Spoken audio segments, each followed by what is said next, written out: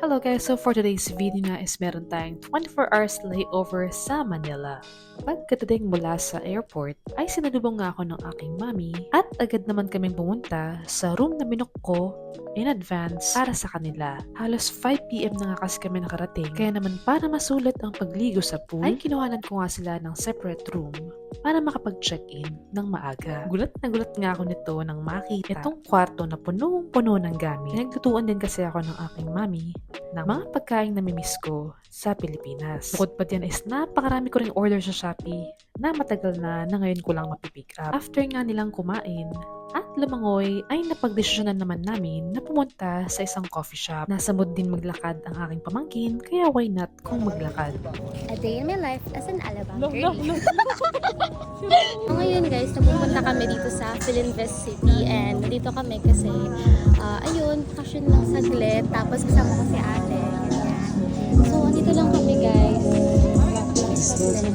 Tapos ayun nga. So, a day in my life ko to.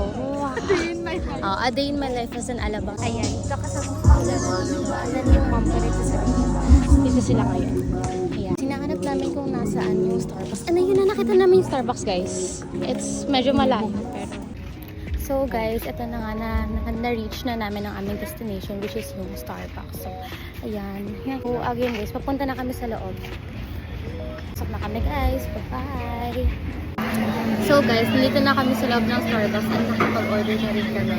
So after yung umorder at kumain, bumalik na rin kami sa aming hotel room. Pagbalik pala is nag-grab din kami dahil nahirapan nga yung kapatid ko na buhatin itong pamangkin ko at nagpapauwi na rin siya. Tapos pagtapos is pinapunta ko nga sila sa room para kunin nga yung mga pasalubong na bigay ko para sa kanila. At nang sa ganoon is ma-prepare ko na ng mas maaga yung mga pinamili ko at maisalansan ng maayos. Inatansya ko pa kasi kung ilan yung mga kaya pang dalhin, kaya pinrepare ko na kahit sobra ko na talagang pagod at antok na mga yan. So itong video na to is the next morning na. Dapat nga is kakain kami sa labas pero hindi na talaga kaya ng powers ko at kulang na rin sa oras dahil 3 PM is call time ko na. Kailangan ko na mag-prepare at ma-finalize lahat ng mga dadalhin kong gamit.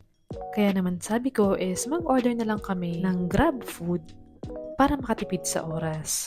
Okay na rin dito kasi after kumain is may time pa para makapagligpit ng gamit at makapagkulitan sa kanila. Tama na.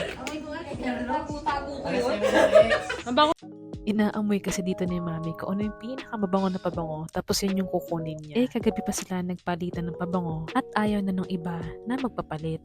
So eto nga guys, sinulit kong kumain kasama ang aking family at makapagkwentuhan at kulitan sa kanila. Bibihira nga lang kasi ako umuwi at kumuha ng flight pa Manila. Kaya naman itong pamangkin ko na to, hindi pa to nagsasalita at naglalakad nung iniwan ko pero ngayon sobrang kulit na. Ay! No! Hello, Ryder? Pwede mo, king ulit yun, king ulit.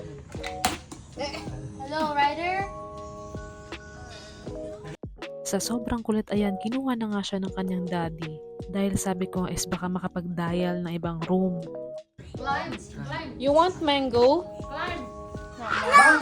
Bounce tati, bounce tati.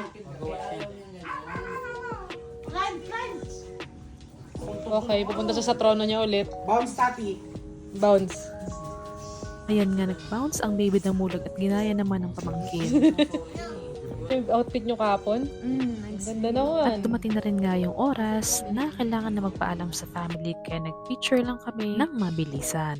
So after 9 hours nga is nakarating na rin ako dito sa Doha at nakapag-update na rin kanila mami. Pagbukas ko nga ng bagahe ko ay tila ba may natapon pero okay naman.